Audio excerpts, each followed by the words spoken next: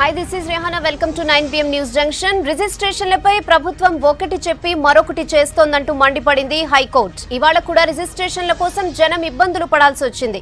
పాతబస్తీ ఉప్పుగూడలో Kalimata temple భూ కబ్జాపై BJP fire అయింది. పీసీసీ చీఫ్ కోసం ఢిల్లీలో లాబింగ్ చేస్తున్నారు రాష్ట్ర కాంగ్రెస్ నేతలు. రైతుల ఆందోళనపై కమిటీ వేయాలనుకుంటున్నామన్న సుప్రీం. 5G స్పెక్ట్రమ్ వేలానికి కేబినెట్ ఓకే. ఇంకా మరిన్ని అప్డేట్స్ చూసే ముందు న్యూస్ జంక్షన్ లో హెడ్లైన్స్ ఒకసారి చూద్దాం. రాష్ట్ర హైకోర్టు సీజేగా జస్టిస్ హిమా కోహ్లీ పేరు. ఏపీ సీజేగా జస్టిస్ గోస్వామిని ప్రతిపాదించిన కొలీజియం. ఎల్ఆర్ఎస్ పై తెలంగాణ మరో 2 రాష్ట్రాలకు సుప్రీం నోటీసులు. అక్రమార్కులను వదిలేసి కొన్న వాళ్లను శిక్షిస్తున్నారని పిటిషన్. లేదంటూనే ఆధార్ డీటెయిల్స్ తీసుకుంటున్నారని హైకోర్టు ఆగ్రహం. రిజిస్ట్రేషన్ల సమస్యలపై 3వ రోజు కొనసాగిన ఆందోళనలు. డబుల్ ఇండ్లతో ఆత్మ గౌరవమన్న కేటీఆర్. మొదటిసారి ఇళ్లపై పీఎం స్కీమ్ లోగో. ఉప్పుగూడ గుడి భూముల కబ్జాను అడ్డుకున్న బీజేపీ. 24 గంటల్లో సీఎం స్పందించాలని సంజయ్ డిమాండ్. సోనియా రాహుల్తో కోమటిరెడ్డి భేటీ. పీసీసీ చీఫ్ పదవి ఇవ్వాలని వినతి. పెస్టిసైడ్ అవశేషాలే ఏలూరు అస్వస్థతకు కారణం. లోతుగా స్టడీ చేయాలని ఎయిమ్స్ ఐఐసిటికి బాధ్యతలు. చెరుకు రైతులకు 3,500 కోట్ల రాయితీ ప్యాకేజ్. మార్చిలో 5G స్పెక్ట్రమ్ వేలానికి కేబినెట్ ఆమోదం. రైతుల ఆందోళనలపై కమిటీ వేస్తామన్న సుప్రీంకోర్టు. 21వ రోజు ఢిల్లీ సరిహద్దులో కొనసాగిన ఆందోళనలు. ఢిల్లీలో ఘనంగా విజయ్ దివస్ వేడుకలు. యుద్ధ వీరులకు ప్రధాని మోడీ నివాళులు.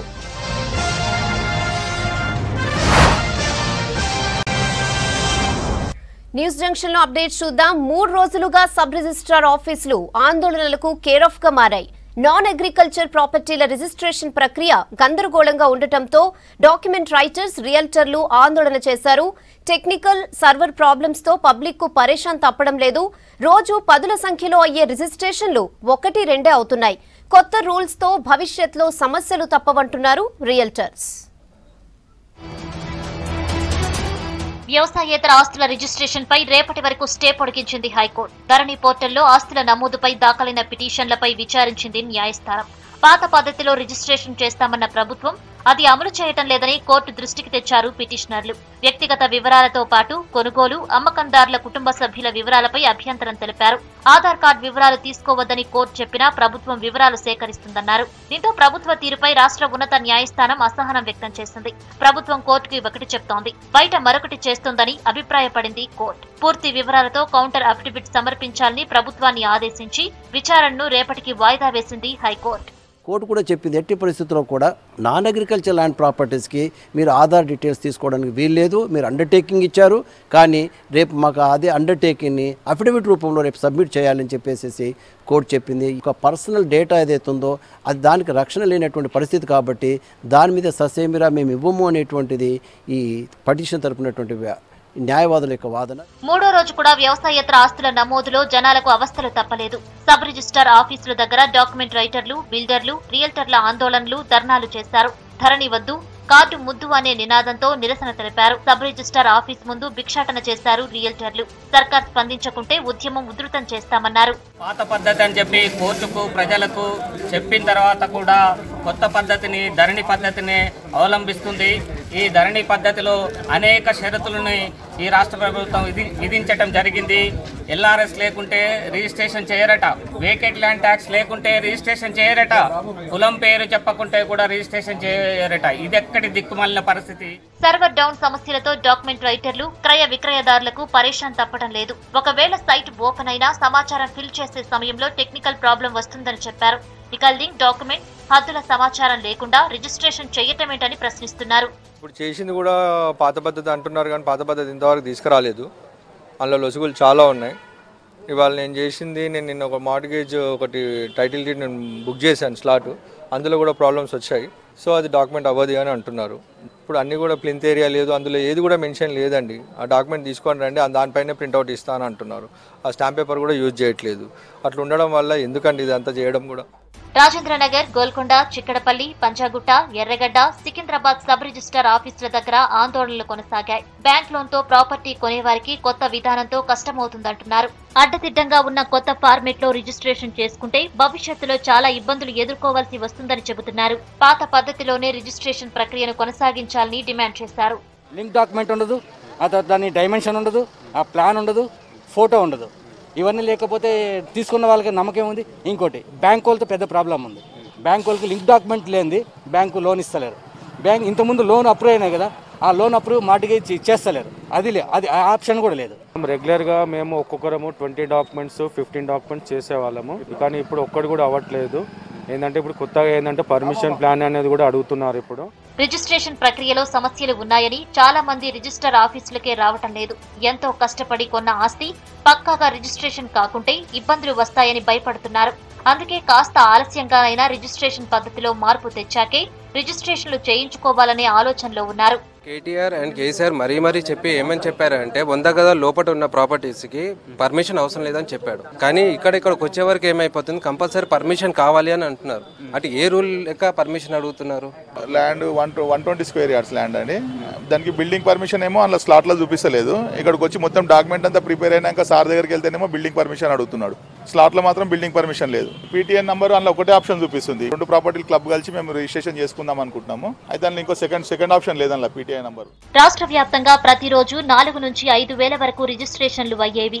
ఇప్పుడు 100 రిజిస్ట్రేషన్లు కూడా కావటం లేదంటున్నారు అధికారులు. టెక్నికల్ సమస్యలతో అటు అధికారులు ఇటు క్రయ విక్రయదారులు తలలు పట్టుకుంటున్నారు. చిక్కడపల్లి సబ్ రిజిస్టర్ ఆఫీసులో గతంలో రోజు 20 నుంచి 30 రిజిస్ట్రేషన్స్ అయితే ఇప్పుడు 2 అవ్వటమే కష్టంగా ఉందంటున్నారు. ప్రజలకు వాళ్ళ పీటీఐ నంబర్లో కొంతమంది 2 పేర్లు ఉన్నాయి. సో ఆ 2 పేర్లు ఉన్న వాళ్లకు అవి తీసుకొని చేస్తే ఇబ్బంది వస్తుంది పార్టీలకు. సో ఆ విషయాలన్నీ కూడా మేము ఇక్కడ ఉన్నటువంటి ఏవైతే వస్తున్నాయో ప్రజలు చెప్తున్నాయి, పై అధికార దృష్టి తీసుకుపోతున్నాం. అవన్నీ కూడా ఒక్కొక్కటి సాల్వ్ అవుతున్నాయి. ప్రభుత్వ రిజిస్ట్రేషన్ కాపీ ప్రొసీజర్ ను మార్చి షార్ట్ ఫార్మెట్ లో రిజిస్ట్రేషన్ చేసే ప్రక్రియను తేవటంతో గందరగోళ పరిస్థితి ఏర్పడింది. 3 రోజులుగా నాన్ అగ్రికల్చర్ ప్రాపర్టీస్ రిజిస్ట్రేషన్ ఆగమాగంగా ఉంది. చాలా చోట్ల 1-2 తప్ప సరిగా రిజిస్ట్రేషన్లు కాని పరిస్థితి. ప్రభుత్వం పునరాలోచన చేసి పాత పద్ధతిలోనే రిజిస్ట్రేషన్లు చేయాలని పెద్ద ఎత్తున ఆందోళనలు జరుగుతున్నాయి. ఇలాగే కొత్త పద్ధతిలో రిజిస్ట్రేషన్ల ప్రక్రియ జరిగితే భవిష్యత్తులో తప్పకుండా లీగల్ సమస్యలు వస్తాయని రియల్టర్లు, బిల్డర్లు, డాక్యుమెంట్ రైటర్లు హెచ్చరిస్తున్నారు. ఎల్ఆర్ఎస్ ఇష్యూ సుప్రీంకోర్టుకు చేరింది. పిటిషనర్ టేకప్ చేసిన సుప్రీంకోర్టు తెలంగాణతో పాటు ఏపీ, తమిళనాడుకు నోటీసులు ఇచ్చింది. ఇక అక్రమాలు చేసిన అధికారులు, రియల్టర్లను వదిలేసి ప్లాట్లు కొన్న వారిని శిక్షిస్తారా అని పిటిషన్లో ప్రస్తావించారు పిటిషనర్.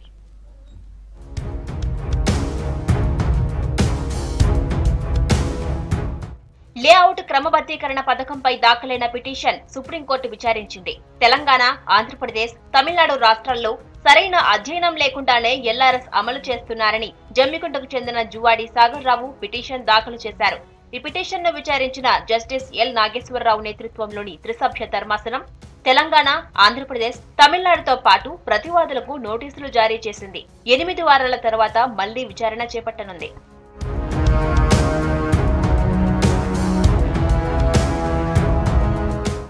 ఇక ఎల్ఆర్ఎస్ స్కీమ్ ద్వారా అక్రమాలకు పాల్పడిన రియల్ ఎస్టేట్ వాళ్లను, అధికారులను వదిలేసి ప్లాట్లు కొన్నవారు, ఇల్లు కట్టుకున్న వారిని శిక్షిస్తున్నారని పిటిషన్లో పేర్కొన్నారు.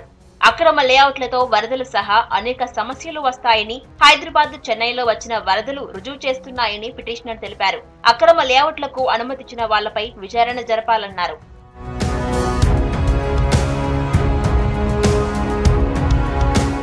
ఇష్టారాజ్యంగా ఆస్తులు రెగ్యులరైజ్ చేయడం సరికాదన్నారు పిటిషనర్ తరపు న్యాయవాది శ్రవణ్ కుమార్. ఎల్ఆర్ఎస్ తో ఇల్లీగల్ ఆస్తులు లీగల్ అయ్యే అవకాశం ఉందన్నారు. సిటీలో అక్రమ లేఅవుట్లు వేసిన వారిపై చర్యలు తీసుకోవాలన్నారు. రెగ్యులరైజేషన్ పేరుతో ఎప్పటికప్పుడు రెగ్యులరైజేషన్ చేయడం అది కరెక్ట్ కాదు.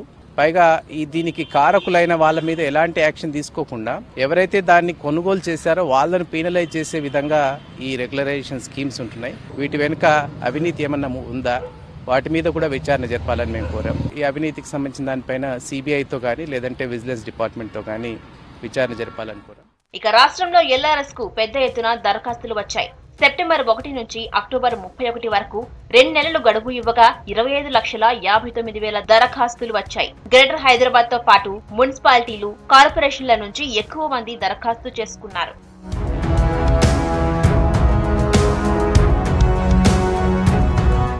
ఉప్పుగూడ కాళీమాత ఆలయ భూమి కబ్జాపై ఊరుకునేదే లేదన్నారు బీజేపీ రాష్ట్ర అధ్యక్షుడు బండి సంజయ్.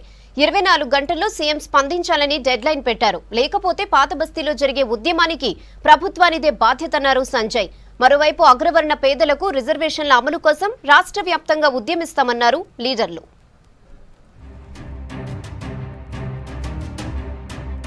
ఉప్పుగూడలో కాళీమాత టెంపుల్ భూమి కబ్జా వివాదంగా మారింది. ఉదయం నుంచి అక్కడ టెన్షన్ వాతావరణం ఉంది. ఓ వ్యక్తి ఆలయ భూభాగంలో నిర్మాణాలు చేపట్టగా స్థానికులతో కలిసి బీజేపీ నేతలు ఆందోళన చేశారు. నిర్మాణం కోసం వేసిన ఫెన్సింగ్ ను తొలగించారు. దీంతో వాళ్లను బలవంతంగా అదుపులోకి తీసుకున్న పోలీసులు డబీర్పుర పోలీస్ స్టేషన్ కు తరలించారు. విషయం తెలుసుకున్న బీజేపీ రాష్ట్ర అధ్యక్షుడు బండి సంజయ్ ఉప్పుగూడ వెళ్లేందుకు ప్రయత్నించగా పోలీసులు మధ్యలోనే అడ్డుకున్నారు. గోషమహల్ ఎమ్మెల్యే బీజేపీ నేతలకు మద్దతుగా డబీర్పుర స్టేషన్ కు వెళ్లారు. తర్వాత బండి సంజయ్ కూడా డబీర్పుర స్టేషన్ కు వెళ్లారు. కార్యకర్తలను పరామర్శించారు. బండి సంజయ్ రాకతో స్టేషన్ దగ్గర భారీగా భద్రత పెంచారు. ప్రభుత్వ స్థలాన్ని కాపాడాలని తాము కొట్లాడుతున్నామన్నారు బండి సంజయ్. ఎంఐఎం నాయకులు దొంగ డాక్యుమెంట్ సృష్టించారని ఆరోపించారు. పోలీస్ పహారాలోనే కబ్జా ప్రయత్నం చేశారని, డీసీపీ దగ్గరుండి ఫెన్సింగ్ వేయించారని విమర్శించారు. ఎంఐఎం నాయకులిచ్చే పైసలకు పోలీసులు కక్కుర్తి పడుతున్నారని, ఆలయ భూములను కాపాడడానికి సీఎం బయటకు రావాలని చెప్పారు. సీఎం చర్యలు తీసుకోకుంటే తామే భూమిని స్వాధీనం చేసుకుని దేవాదాయ శాఖకు అందిస్తామని, ఆ పరిస్థితి దాకా తెచ్చుకోవద్దన్నారు బండి. కోర్టు ఆర్డర్ కూడా పోలీసు అధికారులు డీసీపీ గారు తుంగలో దొక్కి కబ్జాదారులకు కొమ్ము కాస్తుంటే ఇంతకంటే సిగ్గుచెడు, ఇంతకంటే నీచమైన పని ఇంకోటి కాదు. కాబట్టి వెంటనే ఆ స్థలాన్ని ఎండోమెంట్ శాఖకు అప్పగించాల్సిందే. రాష్ట్ర ముఖ్యమంత్రి స్పందించాలి. ఆయన మీద చర్యలు, డీసీ మీద చర్యలు తీసుకోవాలి. వెంటనే ఆ స్థలాన్ని ఎండోమెంట్ శాఖ అప్పగించాలి. నువ్వు ఎండోమెంట్ శాఖకు అప్పగించకుంటే ఆ స్థలాన్ని భారతీయ జనతా పార్టీ ఆధ్వర్యంలో మేము కబ్జా చేసుకుని నీ ఎండోమెంట్ శాఖ అప్పగిస్తాం. పార్టీ కార్యాలయంలో వరంగల్ కు చెందిన కాంగ్రెస్ లీడర్లు బండి సమక్షంలో బీజేపీలో చేరారు. కాళీమాత ఆలయ ఘటనపై 24 గంటల్లో ముఖ్యమంత్రి, దేవాదాయ శాఖ, డీజీపీ స్పందించాలని డిమాండ్ చేశారు బండి సంజయ్. సీఎం స్పందించకపోతే ఉద్యమం తప్పదని, పాత బస్తీలో బీజేపీ చేపట్టబోయే ఉద్యమానికి ప్రభుత్వమే బాధ్యత వహించాల్సి ఉంటుందని హెచ్చరించారు. హిందువో బొందువో కేసీఆర్ తేల్చుకోవాలన్నారు బండి. తన నిర్ణయాన్ని ప్రకటించి ఆ స్థలమే కాదు, మొత్తం పాత బస్తీలో ఉన్నటువంటి హిందూ దేవాలయాలలో ఎండోమెంట్ స్థలాలను రక్షించే ప్రయత్నం చేయకుంటే 24 అవర్స్ లోపల సంబంధిత మంత్రి, ముఖ్యమంత్రి స్పందించకుంటే ఇలా హైదరాబాద్ లో ఓల్డ్ సిటీలో భారతీయ జనతా పార్టీ చేపట్టే ఉద్యమానికి రాష్ట్ర ముఖ్యమంత్రి బాధ్యత వహించాల్సి వస్తుందని చెప్పే విషయాన్ని ఈ సందర్భంగా హెచ్చరిస్తాను. మత కలహాలు సృష్టించి నెపాన్ని బీజేపీపై వేయాలని పోలీసులు ప్రయత్నిస్తున్నారని ఆరోపించారు బీజేపీ ఎమ్మెల్యే రాజాసింగ్. కాళీమాత భూముల కబ్జా వెనుక డీసీపీ ప్రమేయం ఉందన్నారు. హైకోర్టు ఆర్డర్ను కాదని డీసీపీ కింది కోర్టు ఆర్డర్ను అమలు చేయడానికి ప్రయత్నించాడని, బీజేపీ కార్యకర్తలే కాళీమాత ఆలయం భూమిని కాపాడారని అన్నారు. డీసీపీ దగ్గరుండి మహిళలపై లాఠీచార్జ్ చేయించారని, వెంటనే అతన్ని సస్పెండ్ చేయాలని డిమాండ్ చేశారు రాజాసింగ్. ఈ లోకల్ నరసింహారెడ్డి వ్యక్తికి ఆయన ఫేవర్లో కేసు వచ్చింది, అంటే ఆర్డర్ వచ్చింది. ఆర్డర్ వచ్చిన తర్వాత ఆయన పోలీసు వాళ్ళ దగ్గర వెళ్ళి పోలీస్ ప్రొటెక్షన్ తీసుకొని ఇవాళ కబ్జా చేయనికైనా వచ్చిండు. దాదాపు 200-300 పోలీసు వాళ్ళు వచ్చి మొత్తం ఫెన్సింగ్ చేయడానికి పోలీసు వాళ్ళే సపోర్ట్గా నిలబడ్డారు. లోకల్ వాళ్ళు కానీ, విశ్వ హిందూ పరిషత్ అధికారులు, బీజేపీ కార్యకర్తలు అడ్డుకోనికి పోతే లాఠీ చార్జ్ చేసినారు, కార్యకర్తలకి అరెస్ట్ చేసినారు. కానీ ఇవాళ నేను చెప్పేది ఒకటే, మీరు ఇవాళ ఆపుతారు, రేపు ఆపుతారు, కానీ కార్యకర్తల గురించి, ప్రజల గురించి, ఎండోమెంట్ ల్యాండ్ గురించి పోరాడదే మేము ఆగం. మేము కాళీమాత ఆలయ భూమిని రక్షించుకునేందుకు ఏ పోరాటానికైనా సిద్ధమన్నారు బీజేపీ నేతలు. సీఎం కేసీఆర్ వెంటనే స్పందించి ఆలయ భూముల్ని దేవాదాయ శాఖకు అప్పగించాలని కోరుతున్నారు. ఉత్తమ్ కుమార్ రెడ్డి రాజీనామాతో పీసీసీ చీఫ్ ఎంపిక వ్యవహారం హస్తినకు చేరింది. కాంగ్రెస్ నేతలు ఢిల్లీ బాట పడుతున్నారు. ఎంపీలు రేవంత్ రెడ్డి, కోమటిరెడ్డి వెంకటరెడ్డి, సీఎల్పీ నేత భట్టి ఢిల్లీకి వెళ్లారు. సోనియా, రాహుల్ తో పాటు ఇతర ముఖ్య నేతలను ప్రసన్నం చేసుకునేందుకు ప్రయత్నిస్తున్నారు. తెలంగాణ పీసీసీ చీఫ్ పదవి తమకే ఇవ్వాలంటూ పార్టీ అధినాయకత్వం దగ్గర క్యూ కట్టారు కాంగ్రెస్ నేతలు. స్టాండింగ్ కమిటీ మీటింగ్ కోసం ఢిల్లీ వెళ్లిన ఎంపీ కోమటిరెడ్డి వెంకటరెడ్డి సోనియా గాంధీతో భేటీ అయ్యారు. పీసీసీ చీఫ్ ఎంపికపై ఆమెతో చర్చించినట్లు తెలుస్తోంది. అలాగే డిఫెన్స్ స్టాండింగ్ కమిటీ సమావేశానికి హాజరయ్యేందుకు పార్లమెంటుకు వచ్చిన రాహుల్ గాంధీని కలిశారు కోమటిరెడ్డి వెంకటరెడ్డి. ఎన్ఎస్యుఐ యూత్ కాంగ్రెస్ నుంచి కాంగ్రెస్ పార్టీతోనే ఉన్నారని, తనకు పార్టీ అధ్యక్ష పదవి ఇవ్వాలని కోరారు. కాంగ్రెస్ రాష్ట్ర వ్యవహారాల ఇన్ఛార్జి నుంచి రిపోర్ట్ వచ్చిన తర్వాత పరిశీలిస్తానని రాహుల్ చెప్పినట్టు తెలుస్తోంది. ఇక ఢిల్లీలోనే కాంగ్రెస్ రాష్ట్ర వ్యవహారాల ఇన్ఛార్జ్ మాణిక్కం ఠాకూర్ ను కలిశారు కోమటిరెడ్డి. తాను పీసీసీ రేసులో ఉన్నానన్నారు. పార్టీ కోసం ఎప్పటి నుంచో పనిచేస్తున్నానని, పదవి ఆశిస్తే తప్పేంటని ప్రశ్నించారు. అయితే పదవులు ఇవ్వకపోయినా పార్టీ కోసం పనిచేస్తానని చెప్పారు కోమటిరెడ్డి వెంకటరెడ్డి. రేవంత్ రెడ్డి కూడా ఢిల్లీలోనే ఉన్నారు. రాహుల్ గాంధీని కలిశారు. పీసీసీ ఇష్యూ పైన డిస్కస్ చేసినట్టు తెలుస్తోంది. మరోవైపు అధిష్టానం పిలుపు మేరకు ఏఐసీసీ కార్యదర్శి సంపత్ ఢిల్లీ వెళ్లారు. అలాగే మెజార్టీ డీసీసీలు రేవంత్ కే మద్దతిస్తున్నాయన్న ప్రచారంతో పీసీసీ చీఫ్ పోస్ట్ ఆశిస్తున్న మిగతా నేతలు అలర్ట్ అయ్యారు. వారు కూడా ఢిల్లీ వెళ్లి అధిష్టానాన్ని ప్రసన్నం చేసుకునే పనిలో పడ్డారు. అసలైన కాంగ్రెస్ వారికే పీసీసీ చీఫ్ గా ఛాన్స్ ఇవ్వాలని వారు కోరనున్నట్టు పార్టీ నేతలు చెబుతున్నారు. పేదల ఆత్మ గౌరవానికి ప్రతీకగా డబుల్ బెడ్రూమ్ ఇళ్లు నిర్మిస్తున్నామన్నారు ఐటీ మున్సిపల్ శాఖ మంత్రి కేటీఆర్. ఇల్లు బాగుంటే సరిపోదు, పరిసరాలను పరిశుభ్రంగా ఉంచుకోవాలన్నారు. హైదరాబాద్ వనస్థలిపురంలో డబుల్ బెడ్రూమ్ ఇళ్లను ప్రారంభించారు కేటీఆర్. 2 ఎకరాల విస్తీర్ణంలో 3 బ్లాక్లుగా 9 అంతస్తుల్లో 324 ఇళ్లను 28 కోట్లతో నిర్మించారు. నాణ్యతతో ఇండ్లు కట్టిస్తున్నట్లు తెలిపారు మంత్రి కేటీఆర్. డబుల్ బెడ్రూమ్ ఇండ్ల ఓపెనింగ్ లో మొదటిసారి ప్రధానమంత్రి ఆవాస్ యోజన లోగో పెట్టారు. రాష్ట్ర ప్రభుత్వ సింబల్, జీహెచ్ఎంసీ గుర్తుతో పాటు ప్రధానమంత్రి ఆవాస్ యోజన లోగోను ఏర్పాటు చేశారు అధికారులు.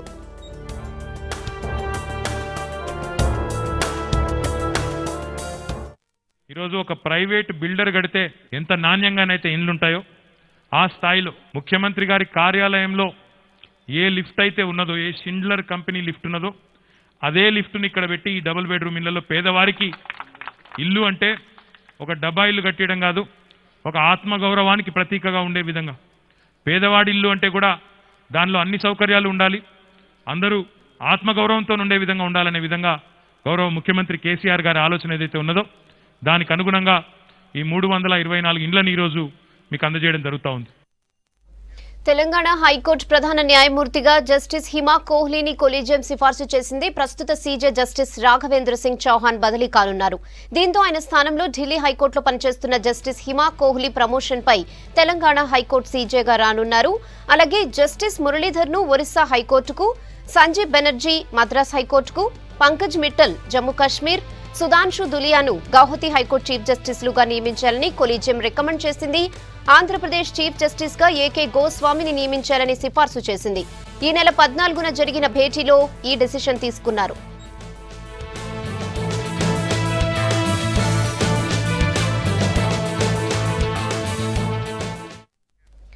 వరంగల్ రూరల్ జిల్లా నెక్కొండ పట్టణ కేంద్రంలో పేలుళ్లు జరిగాయి. అప్పలరావుపేటలోని అంబేద్కర్ కాలనీలో జిలెటిన్ స్టిక్స్ పేలాయి. చల్ల వెంకటరెడ్డి నిర్మిస్తున్న ఇంటి పునాదిలో రాళ్లను తొలగించడం కోసం జిలెటిన్ స్టిక్స్ వాడగా అవి రాత్రి సమయంలో ఒక్కసారిగా పేలాయి. పేలుడు ధాటికి కాలనీలోని పలు ఇళ్లు ధ్వంసమయ్యాయి. ఇండ్ల రేకులు పగలడంతో పాటు ఇంట్లో సామాన్లు, టీవీలు కూడా పగిలిపోయాయని రోడ్డుపైకొచ్చి ఆందోళనకు దిగారు అంబేద్కర్ నగర్ వాసులు. అనధికారిక పేలుళ్లు, పేలుడు పదార్థాల నిల్వలు, వినియోగం లాంటి అంశాలపై పోలీసులు ఆరా తీస్తున్నారు.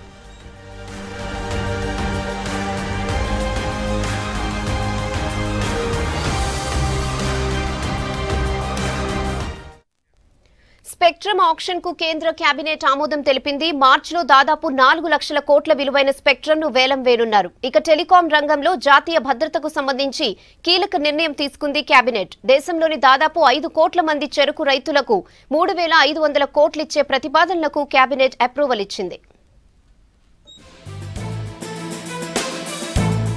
చైనాతో ఘర్షణలు జరుగుతున్న ఈ టైంలో కేంద్ర ప్రభుత్వం కీలక నిర్ణయం తీసుకుంది. టెలికాం రంగంలో ఎక్విప్మెంట్ తయారు చేసే కంపెనీలు కొన్నింటిని తాము బ్లాక్ లిస్ట్ చేసే అవకాశం ఉందని కేంద్రం తెలిపింది. ఇవాళ సమావేశమైన కేంద్ర కేబినెట్ టెలికమ్యూనికేషన్ సెక్టార్లో నేషనల్ సెక్యూరిటీ డైరెక్టివ్ కు అప్రూవల్ ఇచ్చింది. దీని కింద ట్రస్టెడ్ సోర్సెస్ ను ప్రభుత్వం గుర్తిస్తుందన్నారు టెలికమ్యూనికేషన్ల మంత్రి Ravishankar Prasad. Considering the need to ensure India's national security, the cabinet has accorded approval for the National Security Directive on Telecommunication sector. Under the provisions of this directive, in order to maintain the integrity of the supply chain security, government will declare a list of trusted sources, trusted products for the benefit of telecom service providers. Telecom service providers are required to connect new devices which are designated trusted products. Spectrum వేలానికి కేంద్ర cabinet approval ఇచ్చింది. 700, 800, 900, 1800, 2100, 2300, 2500 మెగాహెర్ట్జ్ల frequency bands 20 ఏళ్ల కాలానికి అమ్మేందుకు అనుమతి ఇచ్చింది cabinet. మొత్తంగా 3,92,332 కోట్ల రూపాయల విలువైన 2,251.25 మెగాహెర్ట్జ్లను వేలం వేయనున్నారు. ఈ నెలలోనే నోటీస్ ఇన్వైటింగ్ అప్లికేషన్ ఇస్తామని, మార్చిలో ఆక్షన్ పెట్టాలని ప్రతిపాదించినట్టు రవిశంకర్ ప్రసాద్ చెప్పారు. स्पेक्ट्रम का ऑक्शन करने का फैसला हुआ है. ये टोटल जो स्पेक्ट्रम ऑक्शन होंगे ये 2251 मेगाहर्ट्ज होंगे जो ऑक्शन में आएंगे. And the proposed auction of spectrum would be in the bands of 700, 800, 900, 1800, 2100, 2300 and 2500 megahertz bands. हमने इसका एक कार्यक्रम भी बना लिया है और इसी महीने हम नोटिस इनवाइटिंग एप्लीकेशंस इशू करेंगे और आने वाले मार्च में हमारी योजना है कि हम इस ऑक्शन को कार्य रूप देंगे. ఇవి ఇప్పుడున్న news junction updates. Next coming up Teenmaar వార్తలు. Stay tune to V6 news as it is.